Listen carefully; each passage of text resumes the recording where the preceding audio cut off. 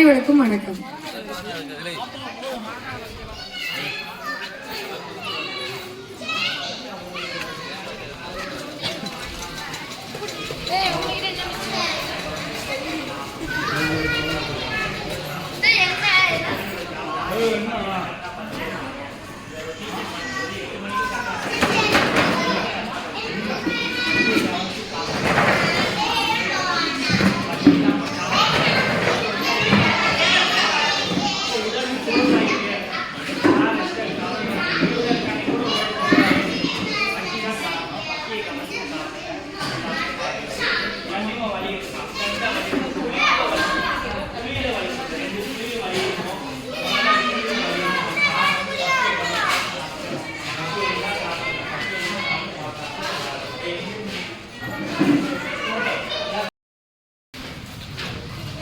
அனைவருக்கும் என் இனிய காலை வணக்கத்தை தொடங்கி இந்த விழாவை நான் வரவேற்கிறேன். அனைவருக்கும் வணக்கம். நமது வெற்றிலையூரணியில் சிவகாசி ஹெல்பிங் கேன் குழு நடத்தும் இலவச கண் சிகிச்சை மற்றும் அக்குபஞ்சர் முகாம் நடத்த நம் ஊராட்சி மன்ற தலைவரிடம் கோரிக்கை வைத்தோம். அடுத்த நொடி நடத்துங்க, மக்களுக்காக பண்ணுவதில் எனக்கும் சந்தோஷம் தான் என்று கூறி நமக்கு வாய்ப்பளித்த சுந்தரவல்லி செந்தில்குமார் அவர்களுக்கு ரொம்ப நன்றி. நண்பனுக்கு தோல் கொடுத்து தட்டி சொல்வதை போல் நல்லது பண்றீங்க, நல்லதே பண்ணுங்க, உங்களுக்கு என்னோட ஆதரவு எப்பயும் இருக்கும் என்று கூறி நமக்கு புத்துணர்வு அளிச்ச வெற்றிலையூரணி ஊர் நாட்டாமை டி அந்தோணிராஜ் எக்ஸ் ஆர்மி அவர்களை வரவேற்கிறோம். எந்த ஒரு இடைஞ்சல் இல்லாமல் இந்த முகாமை நடத்துறோம். நீங்க கவலைப்படாதீங்க, நடத்துங்க என்று கூறி நம்மோடு நிற்பவர் நமது ஊர் துணை நாட்டாமை எஸ் அனந்தப்பன் அவர்களையும் நம் முகாமிற்கு வரவேற்கிறோம். இந்த முகாமை நடத்துவதற்கு முழு ஒத்துழைப்பு கொடுத்து எனது அருமை மாமன் மற்றும் ஊர் கணக்கு பிள்ளை ஏ ஆனந்தராஜ் அவர்களுக்கு எங்களின் சிவகாசி ஹெல்பிங் கேன் சார்பாக நன்றியை தெரிவித்து வரவேற்கிறோம்.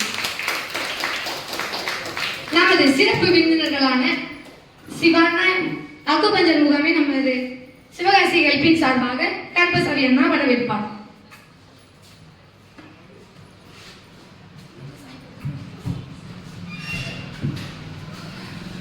இப்ப நம்ம எதுக்காக நம்ம இப்ப வந்திருக்கோம் தெரியுமா? சரி, ஓகே.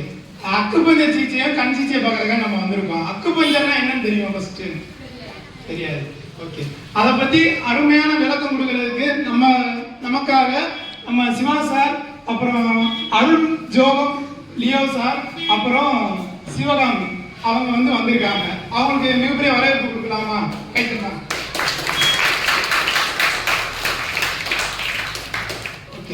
இதை பத்தி ஒரு எக்ஸாம்பிள் சொல்லணும்னா, நீங்க இந்த ஒரு மாசத்துல ஊசி போடாம மருந்து போடாம இருந்திருக்கீங்களா? ஒரு வருஷத்துல இருந்திருக்கீங்க. ஒரு மாத்திரை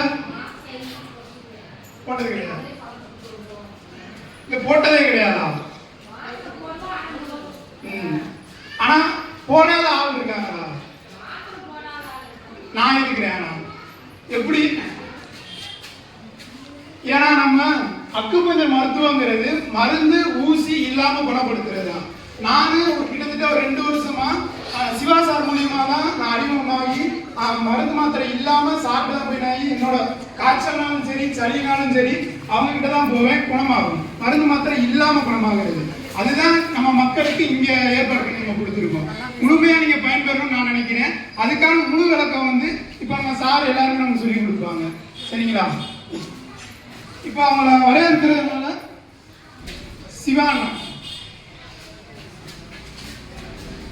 ஹலோ ஹலோ நமக்கு இப்போ அக்குபஞ்சரை பத்தி சொல்லி கொடுத்து வந்திருக்க சிவா சாருக்கு நமது ஊர் நாட்டாமை அவங்க சாலை போட்டு நம்ம ஊருக்கு வரவேற்கிறாங்க. சிவா சாருக்கு ஊர் நாட்டாமை அவர்கள் சாலை போடுமாறு கேட்டுக்கொள்கிறோம்.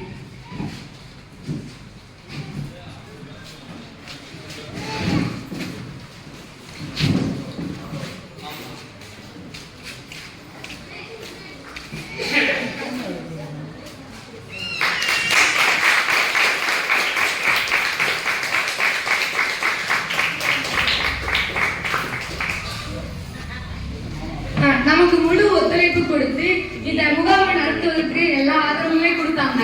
இதுமே வேண்டாம், நீ பண்ணிடா, நான் அவன் கூட இருக்கேன்னு சொல்லி அப்பாசனத்துல எல்லாமே நம்ம ஊர் நாட்டாமே அந்தோணிராஜ் அப்பா எல்லாமே பண்ணி தந்தாங்க. அவங்கள வரவேற்கிறதுக்கு நம்ம சிவா சார் வரவேற்பாங்க.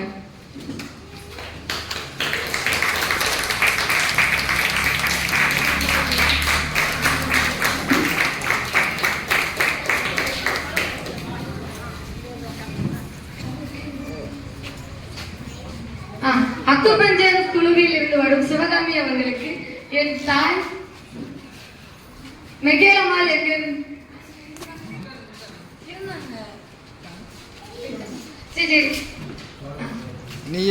என் அத்தை சோழியம்மாள் அவர்களை சிவகாமி மேடம் நம்ம ஊருக்கு வரவேற்கிறதுல மிக்க மகிழ்ச்சி கொண்டு அவங்களை வரவேற்கிறோம்.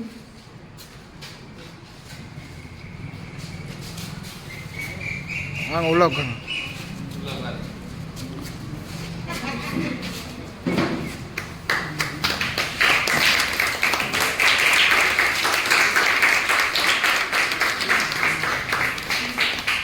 அக்குபஞ்சர் முகாமில் இருந்து வந்திருக்கும் லியோ சாருக்கு நம்ம ஊர் கணக்கில் ஆனந்தராஜ் அவர்கள் சால்வை போட்டு வரவேற்கிறோம்.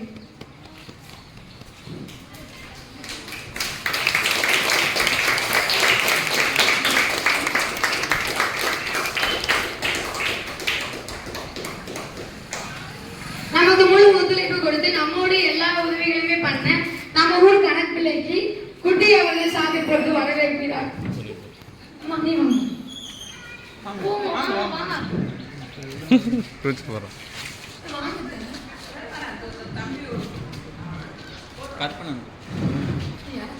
நான் சின்ன பையன் ஊர் கணக்கு விஷ்ணு அண்ணா சால்வை போட்டு நம்ம முகாமிற்கு அவங்களை வரவேற்கிறோம். மிக நன்றி எல்லாரும் வந்து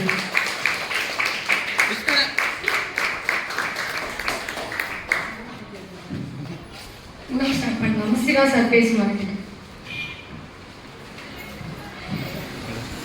தன்னைத்தானே சரி செய்து கொள்ளணும் அந்த லியோங்கிற பேசினாங்களா, அதில் உங்களுக்கு ஏதாவது ஓரளவாவது புரிஞ்சிருக்கும்ல. அதுக்கு இன்னொரு சின்ன உதாரணம் சொல்லிக்கிறேன். இப்போ நம்ம தாயோட கருவறையில் வந்து ஒரு ரத்த துளியாக தான் நம்ம போய் இருக்கோம். கர்ப்பப்பையில் வந்து நம்ம கை கால் முளைச்சி 9 மாதம் 9 நாள் 9 மணி நேரத்தில் ஒரு குழந்தையா வெளியே வரும். இப்போ தாய் வந்து சாப்பிட்ற உணவு வந்து பிள்ளைக்கு கண் வளர்றதுக்கு தனியாக உணவு, கை வளர்றதுக்கு தனியாக உணவு, அப்படி எதுவும் சாப்பிட்றது இயற்கையாகவே உணவை சாப்பிட்றாங்க. ஒரு குழந்தைய கருவறை வந்து உற்பத்தி செய்து குழந்தையா வெளியே தள்ளுது. அப்போ தன்னைத்தானே உற்பத்தி செய்து கொள்கிற உடம்பால் தனக்குத்தானே வர நோயை வந்து சரிப்படுத்தி கொள்ள முடியாதா? அதுதான் எங்களோட தத்துவம். வந்து தானாக உருவாகி வர உடம்பு தனக்குள்ளே வர ஏற்படுற நோயை சரிப்படுத்திக்கிற தகுதி இருக்குது அந்த உடம்புக்கு. அதுக்கு நம்ம என்ன செய்யணும்னா, அவங்க சொன்ன மாதிரி 4 விஷயங்களை பழக்கம் 4Gன்னு சொல்லுவாங்க. வந்து 4 கோல்டன் ரூல்ஸ்ன்னு சொல்லுவோம். பசி, தாகம், தூக்கம், ஓய்வு. இந்த 4 விஷயத்தை சரியாக பண்ணோம்னாலே நம்ம எந்த நோய்க்கும் மருந்து மாத்திரை பக்கம் போக வேண்டியதில்லை, எந்த டாக்டரையும் போய் பார்க்க வேண்டியதில்லை. எங்களோட வேலை இது என்னன்னா, இந்த மருத்துவங்கிற பேரில் நடக்கிற விஷயங்களை சொல்லி மக்களுக்கு வந்து இயற்கையாகவே நோயை குணமாகுங்கிற வழிமுறையை சொல்லிக் கொடுக்குறதுக்கு தான் நாங்கள் வந்திருக்கோம். எங்களோட ஒரே குறிக்கோள் வந்து நோயில்லா சமுதாயம், மருந்தில்லா உலகம். அதுக்காக இந்த மாதிரி பொதுமக்கள் இடையில விழிப்புணர்வு ஏற்படுத்தி ட்ரீட்மெண்ட் கொடுத்துட்டு இருக்கோம். இந்த சிகிச்சையுமே உங்களுக்கு வேண்டியதில்லை. எப்படின்னா நாங்கள் சொல்கிற அந்த 4 விஷயத்தை பசிக்கும் போது உணவு எடுக்கணும், பிடிச்ச உணவை உணவு மேலே கவனம் வச்சு சாப்பிடணும். எந்த உணவுனாலும் சாப்பிடலாம், ஆனால் உணவு மேலே கவனம் இருக்கணும். டிவி பார்க்குற, செல்ஃபோன் பார்க்குற இது இருக்கக்கூடாது. உணவை கவனித்து சுவையை உணர்ந்து உமிழ்நீர் நிறையா சுரக்க வச்சு சாப்பிடணும். 2வது தாகத்துக்கு தண்ணி குடிக்கணும்னு சொன்னாங்களே, தாகத்துக்கு தண்ணி குடிக்கிறதுனா நம்ம ஒரு வேலை பார்த்துட்டு இருக்கோம், சிகிச்சா வேலை பார்த்துக்கணும், தாகம் இருக்கும். வேலை தான் முக்கியம். அந்த தாகத்தை நம்ம உணர மாட்டோம். பிறகு ரொம்ப தாகம் இருக்கிறப்ப கூல்ட்ரிங்க்ஸை போய் குடிப்போம், ரொம்ப தாகமாக இருக்கிறது. அது தவறு. தாகம் எடுத்தால் உடனே தண்ணி குடிக்கணும். முடிஞ்ச அளவுக்கு வாய் வச்சு உமிழ்நீரோடு சேர்ந்து தண்ணியை உள்ள இது பண்ணணும். அண்ணாக்க குடிக்க வேண்டிய சூழ்நிலை வந்தால் தண்ணியை வாயில் வச்சு கொப்பளிச்சு கொஞ்சம் நேரம் வச்சு முழுங்கினா ரொம்ப நல்லது. 3வது விஷயம் ஓய்வுன்னு சொன்னாங்களே. ரொம்ப நேரம் உட்காந்துட்டே இருக்கீங்க, அவங்க உட்காந்துட்டே வேலை பார்க்குறது. ஒரு 10 நிமிஷம் எந்திரிச்சு நடந்தீங்கன்னா அது ஓய்வு. நடந்துக்கிட்டே வேலை பார்க்குறவங்களுக்கு 10 நிமிஷம் உட்காரது ஓய்வு. அதே மாதிரி உடம்பு சரியில்லாமல் படுத்துக்கிட்டே இருப்பாங்க வீட்டில் படுத்து, அவங்க எந்திரிச்சு ஒரு 10 நிமிஷம் உட்கார வைக்கணும், இல்லை வெளியே கூட்டு போகணும். இந்த மாதிரி இருந்தால் அவங்களுக்கு ஒரு ஓய்வு. அதே மாதிரி இரவு தூக்கம் சொன்னாங்களே. இன்றைக்கி நம்ம எல்லாமே வந்து செல்ஃபோனு, டிவி இந்த மாதிரி சில எலக்ட்ரானிக் இருக்க அடிக்ஷன் ஆகிடும். அதனால் இரவு தூக்கம் வந்து நம்ம 12 மணி 1 மணி வரையும் முடிக்கிறா. எல்லாருக்கும் சின்ன குழந்தைகளே 12 மணி வரையும் தூங்குறாங்க. அது மிகவும் தவறான பழக்கம். முடிஞ்ச அளவுக்கு 8 மணிக்கு இரவு உணவு முடிச்சிடணும். 9 to 10 தூங்க போயிடும். ஏன்னா இரவு தான் நம்ம உடம்புல வந்து மெட்டபாலிசம்ங்கிற ஒரு வேதியியல் மாற்றம் நடக்கிற நேரம். இரவு 11 மணிலேருந்து 3 மணி வரைக்கும் இந்த உடம்புல வந்து கல்லீரல் தான் நம்ம உடம்புலேயே இருக்கலே சிறந்த உறுப்பு. அந்த கல்லீரல் வந்து நம்ம உடம்புல காலையில செஞ்ச நம்ம சாப்பிட்ட உணவில் இருக்க கழிவுகள், நம்ம வேலையினால் வந்த தொந்தரவுகள் இதெல்லாம் சரி பண்ணுற வேலையை வந்து இரவு 11 மணிலேருந்து 3 மணி வரைக்கும் கல்லீரல் செய்யும். அந்த நேரம் நம்ம வந்து உடல் உழைப்பு கொடுக்கக்கூடாது, செரிமானத்துக்கு வேலை கொடுக்கக்கூடாது. அதனால நாங்கள் 8 மணிக்கு முன்னாடி சாப்பிட சொல்லு. 8 மணிக்கு முன்னாடி நீங்கள் உணவு எடுத்துட்டீங்கன்னா 2 மணி நேரத்தில் நீங்கள் சாப்பிட்ட உணவு செரிமானம் ஆகிடும். அப்போ நீங்கள் தூங்க போகும்போது, இரவு தூங்க போகும்போது செரிமானத்துக்கு உண்டான வேலை இருக்காது. மறுநாள் வேலைக்கு உண்டான ரீக்ரியேஷன் பண்ணுற வேலை வந்து உங்கள் கல்லீரல் நல்லா பார்க்கணும். அதுக்கு நீங்கள் ஒத்துழைப்பு கொடுக்கணும். அதுக்கு இரவு 11 மணிக்கு முன்னாடி தூங்க போயிடும். நீங்கள் 3 மணிக்கு எழுந்திரிச்சு கூட உங்கள் வேலைகளை பார்க்கலாம். 11 மணிலேருந்து 3 மணி வரைக்கும் கட்டாயம் தூங்குனீங்கன்னா போதும். இதை மட்டும் ஃபாலோ பண்ணிங்கனாலே எந்த மருத்துவத்துக்கும் நீங்கள் போக வேண்டியதே இல்லை. இப்போ நாங்கள் 3 பேரும் சேர்ந்து உங்களுக்கு ட்ரீட்மெண்ட் பண்ணுறோம். அதில் உங்களோட தொந்தரவுகளை சொல்லுங்கள். வேறு சந்தேகங்கள் இருந்தால் தனிப்பட்ட முறையில் கேளுங்க, எல்லாத்துக்கும் விளக்கணும். இந்த வாய்ப்பை ஏற்படுத்தி கொடுக்குற எல்லாத்துக்கும் ரொம்ப நன்றி. ஏன்னா அக்குபஞ்சர் மருத்துவங்கிறது மருந்து இல்லாமல் நம்ம நோயை குணப்படுத்துறது. நீங்கள் எல்லாம் அக்குபஞ்சர் மருத்துவத்தை பற்றி கேள்விப்பட்டிருக்கீங்களா? சில பேர் கேள்விப்பட்டிருக்கீங்க, சில பேர் கேள்விப்பட மாட்டீங்க. அதாவது இது வந்து மருந்து இல்லாமல் நோயை குணப்படுத்துறது.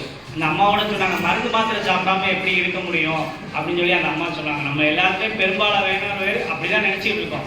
மருந்து மாத்திரை இல்லாமல் நம்ம வாழ முடியும் அப்படிங்கிற ஒரு உதாரணத்துக்காக இந்த அக்குபஞ்சர் மருத்துவத்தை நாங்கள் படிச்சுட்டு அதை வந்து இந்த மாதிரி மக்கள்கிட்ட விழிப்புணர்வாக கொண்டு போய் சேர்த்துக்கிட்டு இருக்கோம். இப்போ முதல்ல வந்து நாங்கள் 3 பேர் வந்திருக்கோம். அக்குபஞ்சர் மருத்துவம்னா என்ன, நம்ம உடம்புல நோய்னா என்ன, நோய்க்கு உண்டான தீர்வு என்னங்கிறத பற்றி தெளிவாக விளக்கி கூடுறதுக்கு தான் நாங்கள் 3 பேர் வந்திருக்கோம். முதல்ல அதை பற்றி ஒரு 10 நிமிஷம் நாங்கள் உங்கள்கிட்ட உரையாடிட்டு அதுக்கப்புறம் உங்களுக்கு சிகிச்சையை தொடங்கலாம்னு நினைக்கிறேன். ஏன்னா ஒரு மருத்துவத்துக்கு போகிறதுக்கு முன்னாடி அந்த மருத்துவத்தை பற்றி நீங்கள் எல்லாருமே தெரிஞ்சுக்கணும் இல்லையா? அதனால ஏன்னா இதனால் வரைக்கும் நீங்கள் அலோபதி மருந்து மாத்திரை சாப்பிட்டு ஊசி மருந்து தான் நோய் குணமாகுதுன்னு நினச்சிட்டு இருக்கீங்க. அது இல்லாமல் உங்கள் நோய் குணமாகும் அப்படிங்கிறத ஒரு சிறு உதாரணங்கள் மூலமாக சொல்கிறதுக்காக நாங்கள் 3 பேர் வந்திருக்கோம். அதை சொல்கிறோம். நாங்கள் சொல்கிறதுல ஏதாவது விளக்கம் உங்களுக்கு தேவை அப்படின்னா நாங்கள் உரையாடி முடிஞ்ச உடனே உங்களுக்கு கேள்விப்பதிவு நிகழ்ச்சி மாதிரி நடத்துகிறோம். அதில் உங்களுக்கு சந்தேகங்கள்லாம் கேட்டு தெரிஞ்சுக்கலாம். சரியா? அக்குபஞ்சர் மருத்துவம் அப்படிங்கிறத பற்றி பேசுறதுக்கு முன்னாடி நோய்னா என்ன, நோய்னா என்னங்கிற போல தெரிஞ்சாதானே ஒரு மருத்துவத்துக்கே போக முடியும். நோய் வந்தால் நம்ம டாக்டரை போய் பார்க்க போகிறோம். நம்ம வந்து உடலே ஒரு மருத்துவங்கிறது தான் எங்களோட அடிப்படை கோட்பாடு.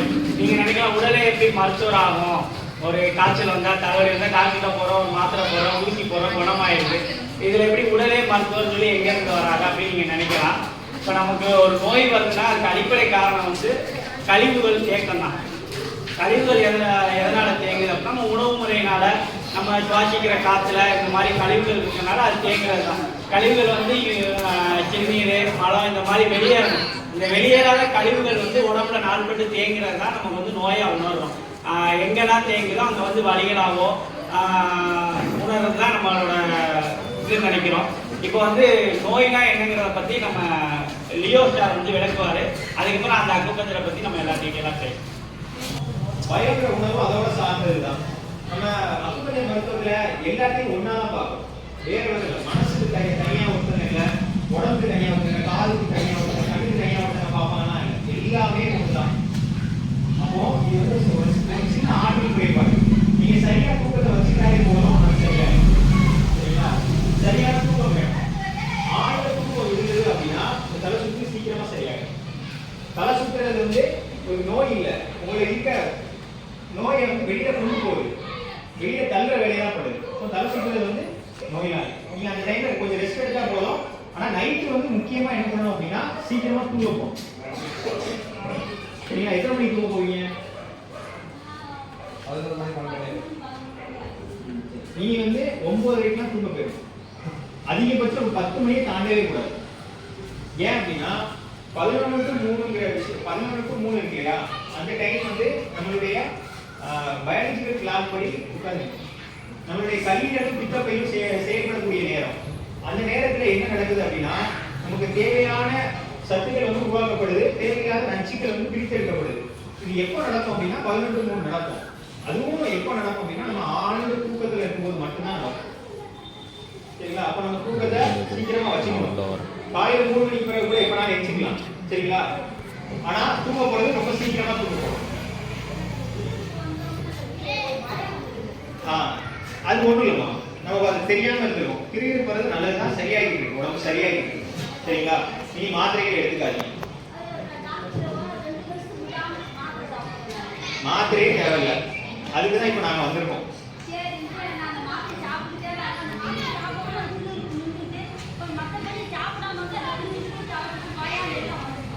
மாத்திரை ஒரு மாத்திரை சாப்பிட்டோன்னே நம்ம நோயை மாதிரி இருந்தா அது நல்லது. இல்ல அந்த நேரத்துக்கு மட்டும் தான் கேட்குது அப்படின்னாலே நம்மளை அடக்கி வச்சுக்கிட்டு இருக்குன்னு அர்த்தம். இன்னைக்கு வந்து மாத்திரைகள் இருக்குன்னு. சரிங்களா? அப்புறம் தைராய்டு பத்தி கேட்டீங்க அப்படின்னா அது வந்து ஒரு ஹார்மோன் டிஃபரன்சி. ஹார்மோன் பிரச்சனையால வருது. ஹார்மோன்ஸ் எப்படி இருக்கணும் அப்படின்னா நம்ம உடம்புல வந்து சரியான அளவுல சுரந்து சரியான அளவுல வெளியேறிக்கிட்டு இருந்தா நல்லது. அது இம்பேலன்ஸா எப்போ ஆகுது அப்படின்னா நம்மளுடைய லைஃப் ஸ்டைலை நம்ம சேஞ்ச் பண்றோம்ல, அதான் அவங்களுக்கு சொன்ன பதில் தான் அவங்களுக்கு. நைட்டு சீக்கிரம் தூங்கினாலே அந்த ஹார்மோன் டிஃபரன்ஸ் இருக்காது. தைராய்டுங்கிறது வந்து ஒரு பிரச்சனையே இல்லை. சரிங்களா? எங்கிட்ட நிறைய பேர் ட்ரீட்மெண்ட் எடுத்திருக்காங்க. ட்ரீட்மெண்ட் எடுக்கும்போது தைராய்டு பிரச்சனை அவங்களுக்கு எளிதில் சரியாயிடும். சின்ன வயசு ஒரு பையனுக்கே தைராய்டு வந்துச்சு. இப்போ அந்த பையன் வந்து 11th படிக்கிறாப்புல. ஆனால் வந்து வந்தது வந்து ஃபர்ஸ்ட் ஸ்டாண்டர்ட் படிக்கிறதுல இருந்து அவர் மாத்திரை சாப்பிட்டு இருக்காரு 10-11 வருஷமா. அப்புறம் இப்போ ட்ரீட்மெண்ட் எடுத்தாங்க, எல்லாமே சரியாயிடுச்சு. அப்போ இந்த ட்ரீட்மெண்ட் எடுக்கும்போது சரியாச்சு. ஆனால் இது வந்து எப்போ என்ன காரணத்தினால வந்தது அப்படின்னா நம்மளுடைய லைஃப் ஸ்டைல் இருக்குல்ல, அதில் ஏதோ ஒரு மாற்றத்தை கொண்டு வந்திருக்கு. உன்னையிலேருந்து நீங்கள் நைட்டு சீக்கிரமா தூங்க போனாலே அது சரியாயிடும். சரிங்களா? ஏன் அப்படின்னா உங்க உடம்பு ஏதோ மேடைக்காக ஏதோ சொல்ல, அதுதான் நிதர்சனமான உண்மை. சரிங்களா? தைராய்டு ஒரு பிரச்சனையே இல்லை. ஒரு சின்ன ஹார்மோன் டிஃபரன்ஸ்னா அதுவும் சீக்கிரமா சரியாகக்கூடிய எப்போ அப்படின்னா சீக்கிரமா ஒரு தூக்கம் வச்சுக்கிறோம் அப்படின்னா. சரிங்களா? வேற எதுவும் டவுட் இருக்கா?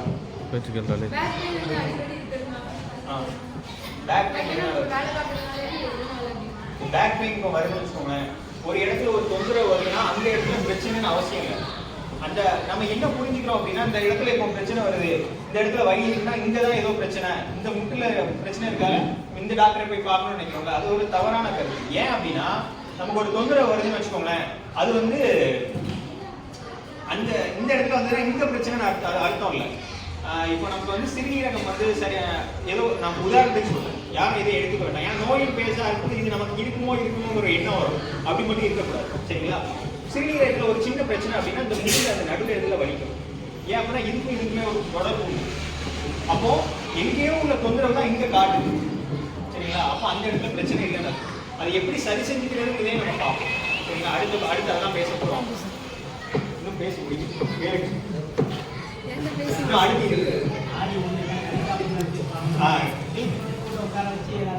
சரி, சீக்கிரமா புரிஞ்சிடும். சரிங்களா?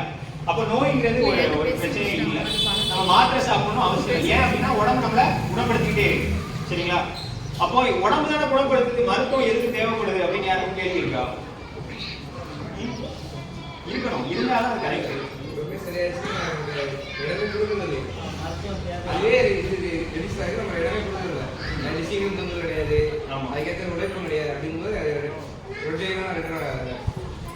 அதை எப்படி சரி பண்ணிக்கணும்னு இப்ப பார்ப்போம்.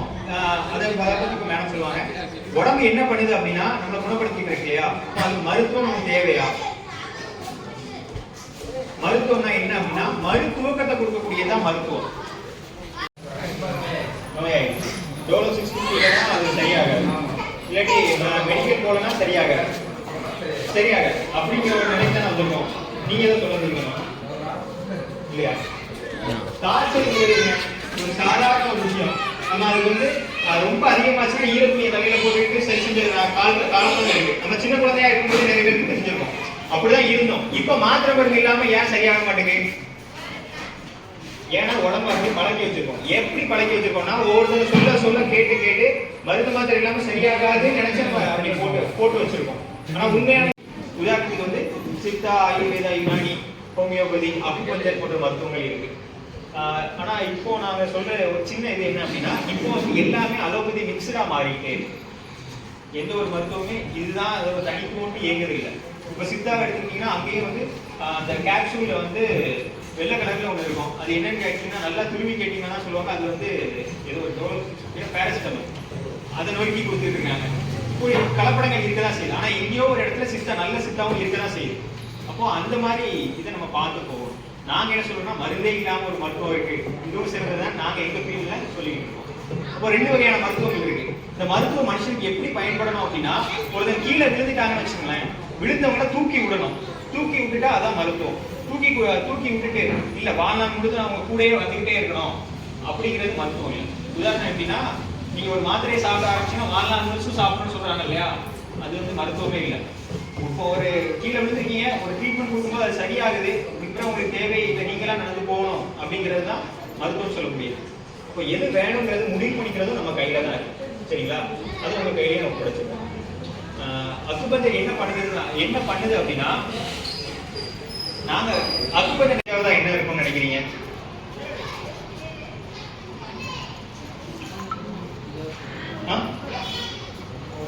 மருத்துவம். சரி, மருத்துவங்கிறது 5வது அடிப்படை தேவையா மனுஷனுக்கு தேவைப்படுது. அந்த காலத்துல பாத்தீங்கன்னா மருத்துவம் ஒண்ணு தெரியாம தான் வளர்ந்தாங்க எல்லாரும், ஒண்ணுமே இல்லாம தான் இருந்துச்சு. இப்பதான் ஒரு கரெக்டா ஒரு 100 வருஷம் 150 வருஷம் தான் பெருசா மருத்துவங்கிறது பேசப்படுது. அதுவும் அலோபதி வளர்ந்ததுலாம் இந்த ஒரு 50 வருஷத்துல தான். சரிங்களா? அப்போ மருத்துவம் ஒண்ணு இல்லாத காலத்துல தான் நம்ம வாழ்ந்து வந்திருக்கோம். நம்மளுடைய முன்னோர்கள் எல்லாமே மருந்தே இல்லாம தான் இருந்திருக்காங்க. ஒரு ரீசெண்ட் டைம்ல மட்டும் ஏன் நமக்கு மருந்து மாத்திரை வேணும், ஊசி வரணும்னு ஏன் நினைக்கும் சொல்லுங்க? அது பழக்கப்படுத்தி வச்சிருக்காங்க. ஆனா மருந்து மாத்திரை இல்லாம நம்மளால இருக்க முடியுமா? நான் உங்க ஒவ்வொருத்தையும் தான் கேட்கிறேன், எப்படி முடியும்? நாங்க வந்திருந்தாலும் முடியாது. நாங்க ஒன்று சொல்றோம், ஒரு கருத்து சொல்ல போறோம். அந்த கருத்தை நீங்க முன் வச்சு அதை நீங்க சிந்திச்சு பார்த்து ஏத்துக்கிட்டீங்கன்னா அது ஒரு சாத்தியம். சரிங்களா? நம்ம முன்னோர்கள்லாம் எந்த ஒரு அடிப்படை இதுல நம்ம வாழ்ந்து வந்தாங்க அப்படின்னா உடம்பை பத்தி நல்லா தெரிஞ்சு வச்சிருக்காங்க. அதனாலதான் அவங்க மருந்து மாத்திரையே இல்லாம இவ்வளவு நாள் இருந்தாங்க. அப்போ உடம்பை பத்தி தெரிஞ்சா நம்ம மருந்து மாத்திரை இல்லாம இருக்கலாமா?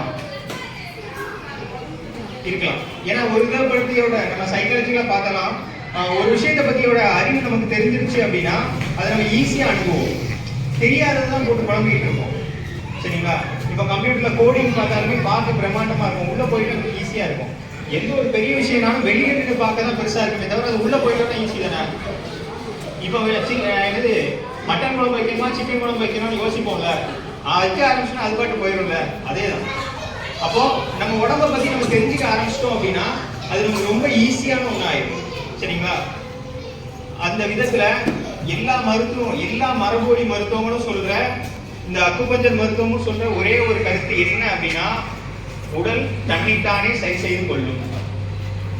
உடல் தன்னைத்தானே சரி செய்து கொள்ளும்.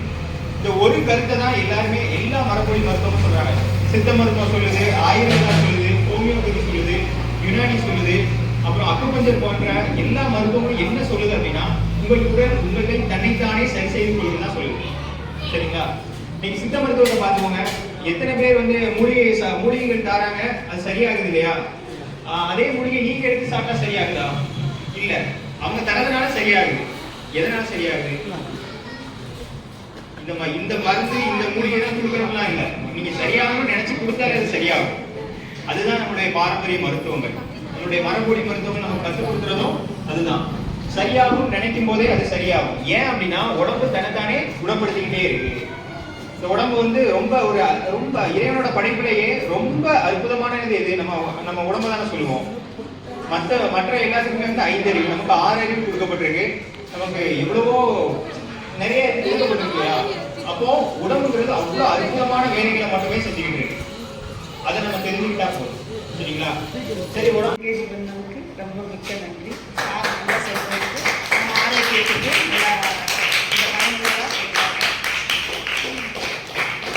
கட்பட்டு அந்த வாந்தி உள்ள போனோம்னா அந்த வாந்தி நம்ம உடலுக்குள்ளே உள்ள இருந்து நம்ம செமிச்சு மற்ற செய்திகளை உண்டாக்குது.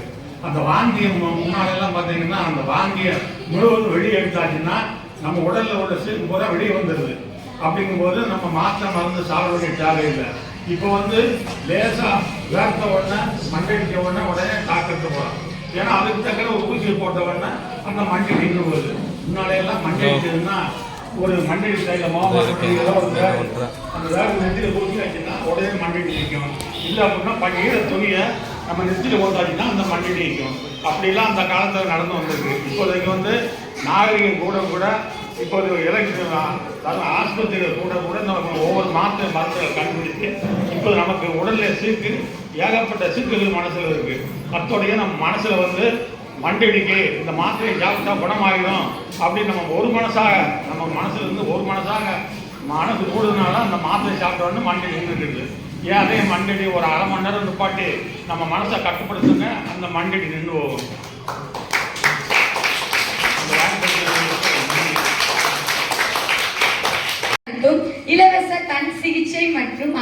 அக்குபஞ்சர் சிகிச்சைக்கு வருகை புரிந்திருக்கும் நம் ஊராட்சி மன்ற தலைவர் எஸ் சுந்தரவல்லி செந்தில்குமார் அவர்களை வருக வருக என வரவேற்று அவர்களுக்கு நம்ம சிறப்பு விருந்தினரான சிவகாமி மேடம் சால்வை அணிந்து வரவேற்பார்கள் என்று கேட்டுக்கொள்கிறேன்.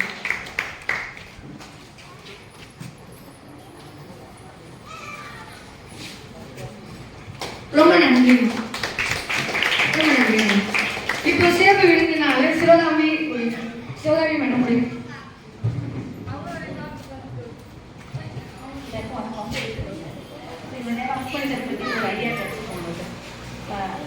நம்ம நார்மலாக நம்ம லைஃப் ஸ்டைலில் ஒரு சேஞ்ச் பண்ணுவோம், உடல் நலனை சரி செய்யணும். அப்போ அதுக்கு என்ன பண்ணணும்? லைஃப் ஸ்டைல்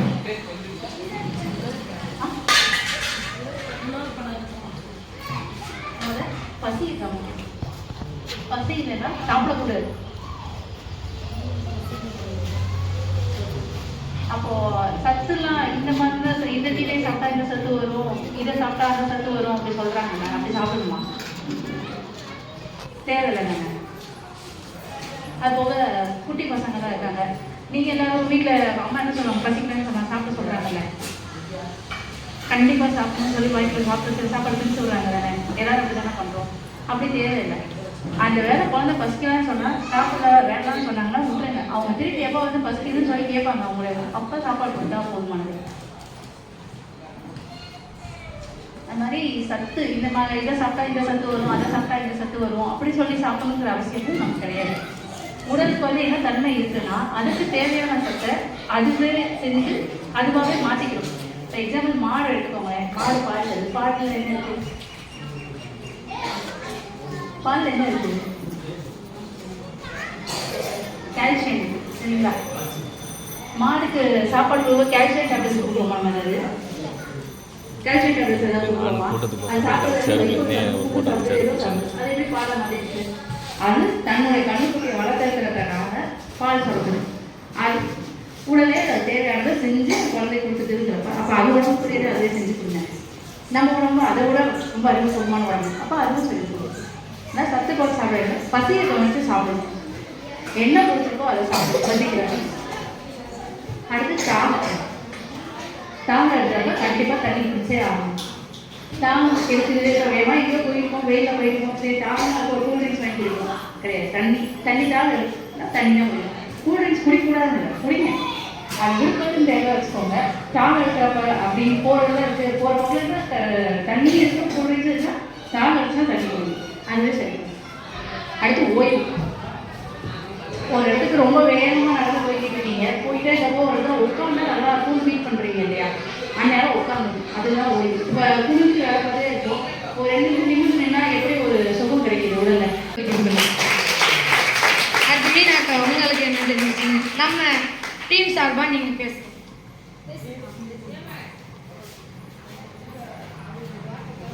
ஒரு நாட்டாம 2 வார்த்தை பேசுறது மக்கள் கோரிக்கை. என்னோட கோரிக்கை இல்லை, பொதுமக்கள் கேட்குறாங்க.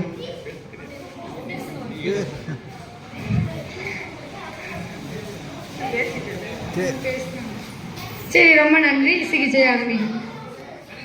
ஊர் பொதுமக்களுக்கு ஒரு அறிவிப்பு. இன்னும் சிறிது நேரத்தில் அக்குபஞ்சர் சிகிச்சை நடைபெற இருக்கிறது. எல்லாரும் நல்லா கேட்டிருப்பீங்க. உங்களுக்கும் ஆர்வம் இருக்கும். எல்லாரும் வந்து கலந்து கொள்ளுமாறு கேட்டுக்கொள்கிறேன்.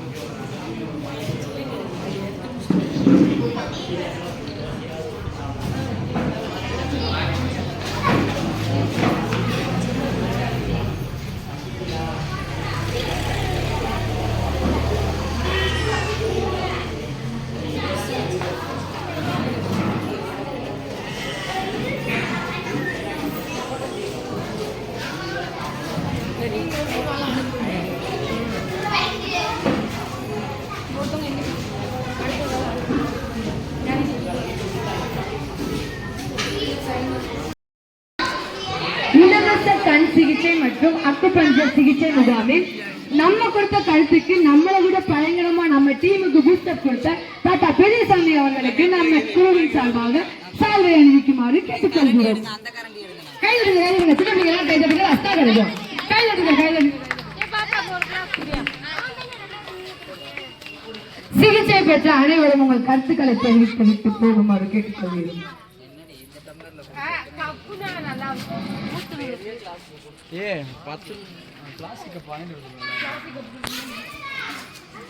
குடிச்சிட்டு வாங்கி தரணும் சரியா? அப்பதான் ஜாலியா போகுது. குடிச்சிட்டு வாங்கி தரணும். அவர் தள்ளி நின்று குடிங்க, எனக்குள்ள குடிக்காதீங்க. எப்படா இருக்கு சினிக்காடா? எப்படா இருக்கு சிவானாக்கா? ஒரு நிமிஷம் கிளாஸ் வந்துகிட்டு இருக்கு. வெயிட் பண்ணீங்கன்னா பெரிய கிளாஸ்ல கொடுக்கலாம்.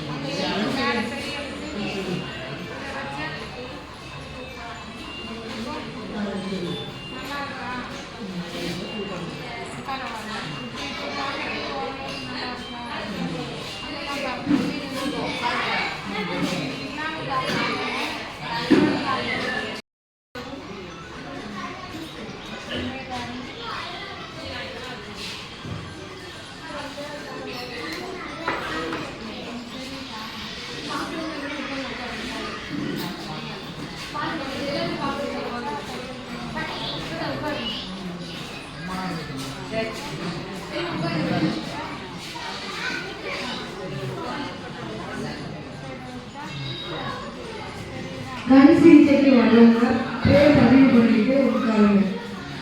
கண் சிகிச்சைக்கு வர்றவங்க பேர் பதிவு பண்ணிட்டு நாற்காலியில் உட்காருங்க கேட்டுக்கொள்கிறோம்.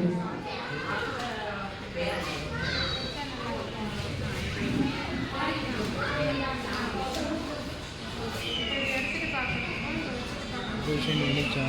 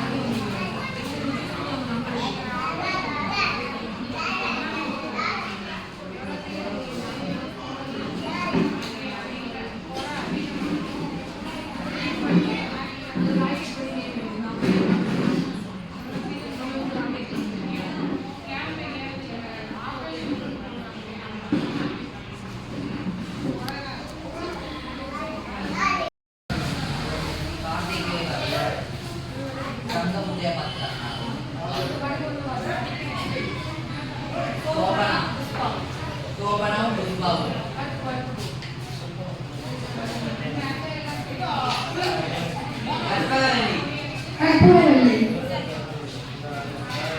குழந்தைராஜ்,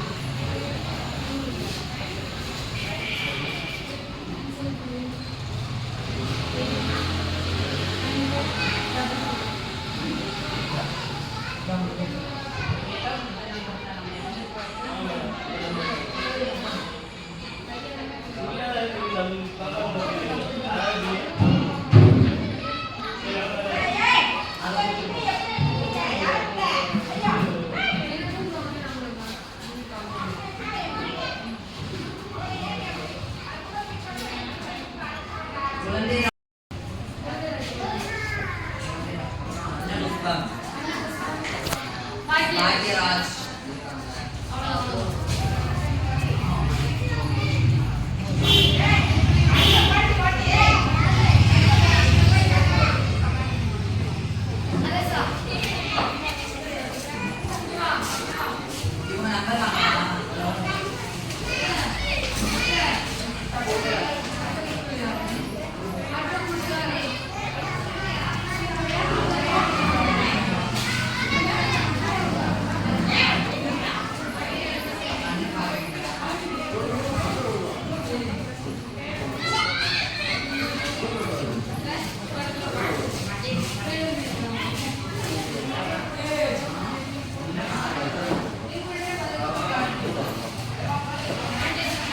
சிவகாசி ஹெல்பிங் ஹேண்ட் நடத்தும் இலவச கண் சிகிச்சை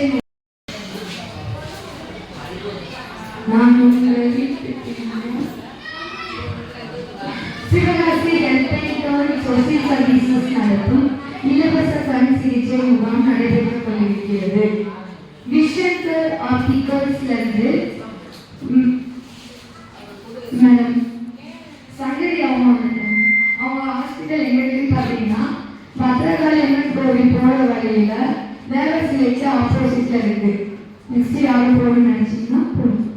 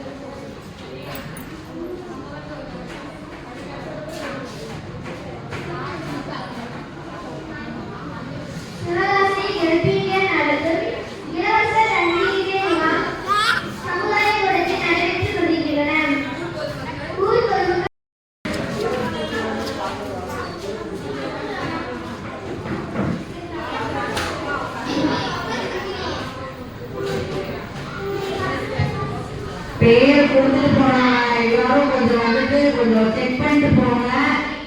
பேர் கொடுத்தவங்க எல்லாருமே கொஞ்சம் வந்து செக் பண்ணிட்டு போங்க. பேர் கொடுத்துட்டீங்க, எல்லாரும் வீட்டுக்கு போயிட்டீங்க. பேர் கொடுத்தவங்களாம் கொஞ்சம் வாங்க, கொஞ்சம் செக் பண்ணுங்க. வந்து தயவு செய்து செக் பண்ணாம வர வேணாம். செக் பண்ணாதான் வாங்க பேர் கொடுத்தவங்க.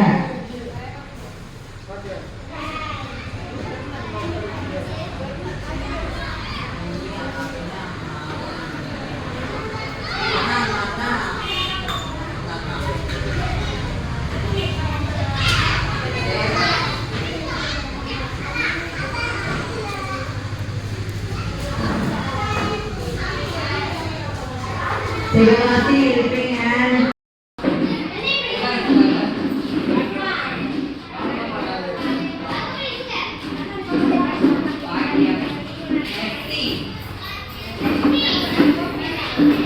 ஆனந்தம்மாள்,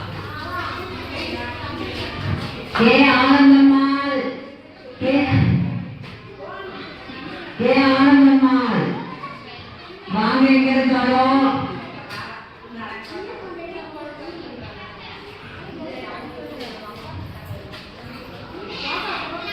ஆனந்தமான தெரியுமா? போங்கம்மா, அழைக்கிறவங்களா டேய் தம்பி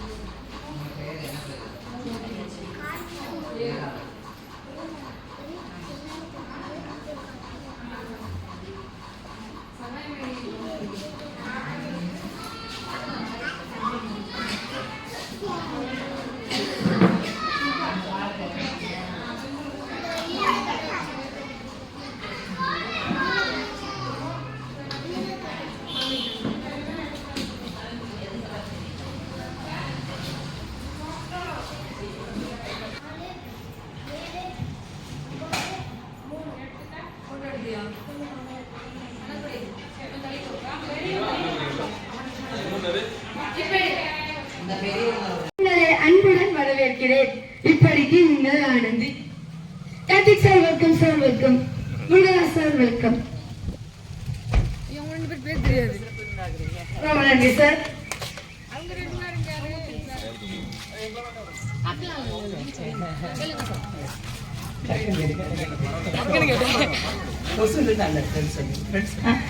நம்மளோட ஃப்ரெண்ட்ஸ் வந்திருக்காங்க. அவங்களோட ஏஜ் எல்லாம் கூட தான், பட் நம்ம ஃப்ரெண்ட்ஸ் அவ்வளவுதான். அனைவரும் ஒரு முறை உங்களை அன்புடன் வரவேற்பது உங்கள் சிவகாசி ஹெல்பிங் ஹேண்ட்.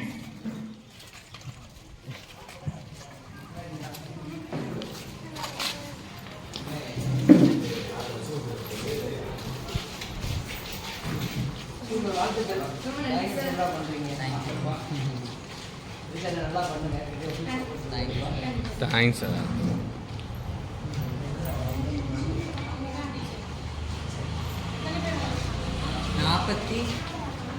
எங்களெல்லாம் சேர்த்து 44.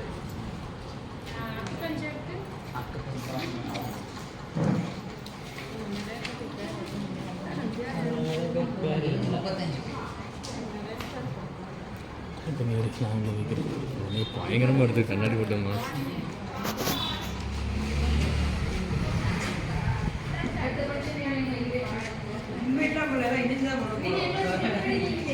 எங்க நாங்கள் ஓடிக்கிட்டு பார்த்துருக்கு. சிவகாசி ஹெல்பிங் ஹேண்ட்ஸ் வந்து சமீபத்தில் எனக்கு ரொம்ப க்ளோஸான ஒரு டீம். ரெகுலராக அவங்க இன்ஸ்டாகிராமில் ஃபாலோ பண்ணிட்டு தான் வர்றேன். ஒரு சின்ன எஜுகேஷனில் கனெக்ட் பண்ணவங்க, ஃபுட்டு கொடுத்தீங்க, எல்பின் சென்டரில் வந்து ரொம்ப டாய்ஸ் வச்சு சூப்பராக அந்த குழந்தைங்களை மகிழ்ச்சிங்க, கேக் கட் பண்ணீங்க, அந்த இடத்துல வந்து இடத்த ஒதுக்கி கொடுத்தீங்க, மரம் விஷயங்கள் பண்ணிட்டு இருக்கீங்க. ரொம்ப சூப்பரான டீம். ஆர்வம் நம்மளுக்கு வந்து ஃபஸ்ட்டு இருக்கும். ஆனால் இதை நீங்கள் தொடர்ச்சியாக வளர்ந்துட்டு போகிறதுக்கு டிஃப்ரெண்டான அமைப்புகளில் வந்து நம்ம இணைஞ்சு பயணிக்கலாம். பிகாஸ் ஆஃப் ஜேசிஐ எங்களுக்கு வந்து அக்கா தான் பெரிய இன்ஸ்பிரேஷன். எங்களுடைய சார்ட்டர் பிரசிடென்ட் அவங்க ஒரு குழுவை இணைச்சு நம்ம பயணித்ததுனால நம்ம பல இடங்களில் பயணிச்சு உருவாக்கிட்டு இருக்கோம். இங்கே உங்களும் ஜேசிஐ தாய்ப்பட்டி. ஸோ தாய்ப்பட்டி வெற்றி பெரிய டிஸ்டன்ஸ் இல்லை. அவங்க ரொம்ப இளைஞர்களாக சேர்ந்து பல விஷயங்களை நீங்கள் கண்டிப்பாக பண்ணுவோம். தாய்ப்பட்டியோட சேர்ந்தும் நீங்கள் அடுத்த ஒரு இலக்கா வந்து ஒரு பிளட் கேம்புங்கிற ஒரு விஷயமும் நம்ம யோசிப்போம். இப்போ இது தாய்ப்பட்டியோ வெற்றிலையோ ஆகஸ்ட் 15 ரொம்ப சூப்பராக பண்ணலாம்.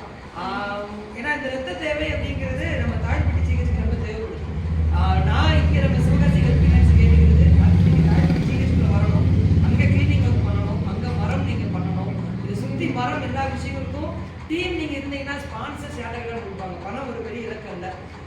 நம்மளுடைய சிந்தனைகள் இருக்கணும்னு சொல்லி நான் அவங்களை கேட்டுக்கிறோம். உங்களோட கூட இணைஞ்சு பயணிக்க நாங்களும் ரொம்ப ஆர்வம் இருக்கோம். கண்டிப்பா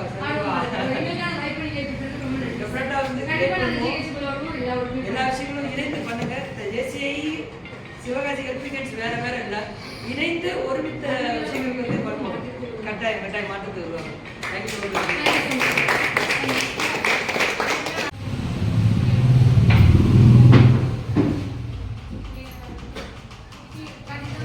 அந்த மரத்துக்கு முன்னோம்னாலே இந்த மாதிரி குட்டி குட்டி குழந்தைகள் எல்லாம் வந்து பார்க்கறதுக்கு இன்னும் ரொம்ப சந்தோஷமா இருக்கு. இது விதைதான், நீங்க விருட்சமா வரணும்னு சொல்லி நாங்கள் வாழ்த்துக்கிறோம்.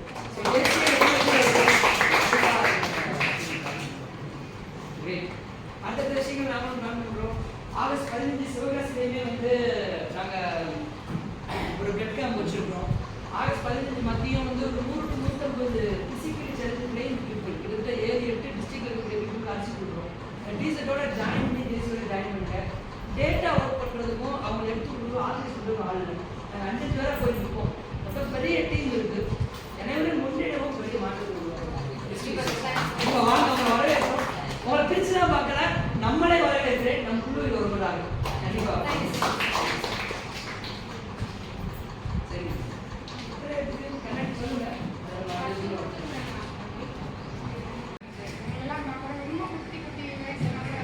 என்னை மாதிரி ஏன்